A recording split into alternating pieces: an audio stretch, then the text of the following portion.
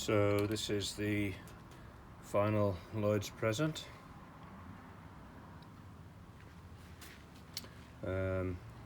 Inlaid box with secret hinges.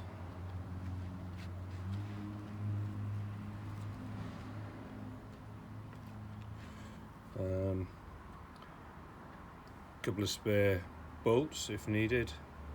This is the USB with all the build videos and other information on. This is some light Waze oil for the blade, and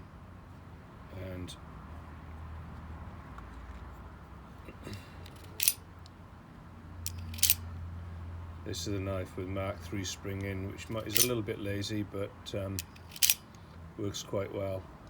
And the blade is pretty sharp. It's beautiful blade material.